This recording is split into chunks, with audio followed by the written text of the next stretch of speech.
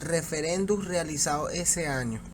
Análisis de la conformación de la Constitución. Desde el punto de vista de una aplicación práctica de la evaluación concreta de las normas y criterios de gobernanza reflejados en este texto constitucional, cabe señalar que, como es lógico tratándose de un cambio tan profundo de los conceptos y formas institucionales, su desarrollo ha sido desigual y siempre contradictorio, confirmando que se trata de una transición desde la anterior forma de gobernanza. Muchos de los nuevos conceptos y modos de la relación institucional entre la sociedad civil y en el Estado chocan contra las antiguas y difíciles cambiar concepciones culturales más que políticas. La enmienda de la Constitución. En diciembre del 2008, el presidente Hugo Chávez propuso realizar una enmienda a la Constitución, sometiéndola al referéndum popular, siguiendo el procedimiento establecido en el artículo 341 de la Constitución venezolana. El 18 de diciembre del 2008 se realizará la primera discusión en la Asamblea Nacional de Venezuela para activar el mecanismo de enmiendas, contando con el respaldo de 146 diputados del PSUV y del PSB, además del PSUV presunto como respaldo de la propuesta de AN, un total de 4.760 firmas. Regímenes políticos. El primer periodo de 1811 y 1863, la República de Venezuela, el 5 de julio de 1811, decidida por el Congreso Constituyente de la fundación de una república, el papel del doctor Juan Germán Rocío pasa a ser el principal, quien fue un actor principal de nuestra historia injustamente preterido. Todos los datos biográficos acerca de la desliza que no se trataba de un hombre pretendiente a los extractos más altos de la pirámide social colonial. Por el contrario, era hijo de Milanes Cristóbal Rocío, que primero había vivido en España y luego se había trasladado a Venezuela, específicamente San José de Tinazo, estado Guárico, en donde se dedicó a la cría de ganados vacunados. El segundo periodo de 1863 y 1901, los federales de 1863 y 1868. Este periodo de nuestra historia republicana comienza con la designación del general Juan Crisóstomo Falcón como presidente provisional de la Federación de Venezuela, después de la firma del Tratado de Coche, y concluye con la toma de Caracas por parte del ejército del general José Tadeo Monagas el 27 de junio de 1868, al frente de la llamada Revolución Azul. Para entonces Falcón se había retirado a Coro y la presidencia interina de la República la ejercía el general Manuel Ezequiel Bruzual. El tercer periodo de 1901-1945, la hegemonía militar tachirense de 1901-1945.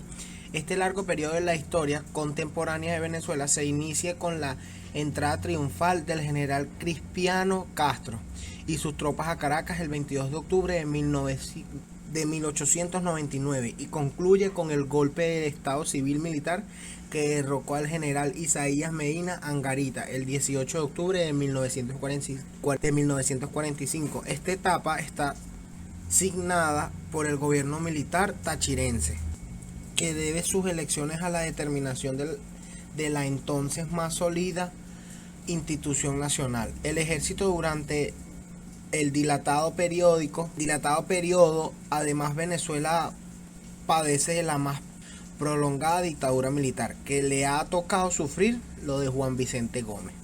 El cuarto periodo de 1945-1999.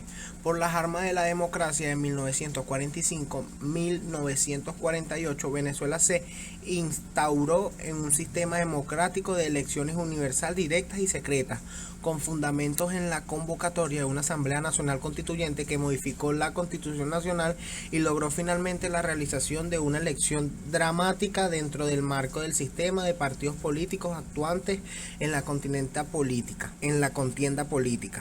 La democracia de las armas de 1948-1958, el periodo que inicia el 24 de junio de 1948 y culmina el 23 de enero de 1958, está asignado por la presencia militar por el origen ilegítimo de los gobiernos.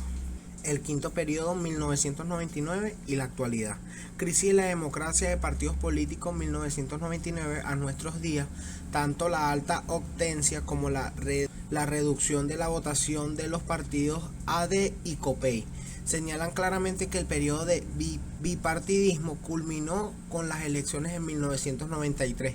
Entonces la antipolítica y rechazó a los partidos del sistema tomando la agenda pública. La democracia fundamental en partidos políticos comenzaba a manifestar una crisis aguda que venía incaudándose desde años atrás, paradójicamente a uno de los artífices de la democracia pactada en punto fijo. Le tocaba hacer la transición hacia otro horizonte, encarnando la idea de la voluntad suprapartidos que solicitaban la población. El control de la constitucionalidad. La Constitución venezolana de 1999 adoptó un sistema de justicia constitucional, emulando las tendencias de España y algunos países latinoamericanos, ubicándose así dentro de los sistemas más avanzados del mundo actual. Lo que nos motiva a realizar este análisis al fin de profundizar los conocimientos jurídicos en la necesidad de nutrirnos en esta área, ya que además de la apasionante de la misma, no permite transmitirlo en la actividad docente que desarrollamos impartiendo la asignatura de Derechos Constitucionales. El estado de excepción se considera estado de excepción a aquellas situaciones extraordinarias que afectan gravemente la seguridad de la nación, de las instituciones y de las personas frente a las cuales resultaron insuficientes la facultad ordinaria. La ley tiene por objeto regular el estado de excepción en sus diferentes formas: estado de alarma, emergencia económica, conmoción interior y exterior, así como el ejercicio de los derechos que se han registrado con la finalidad de restablecer la normalidad en el menor tiempo posible.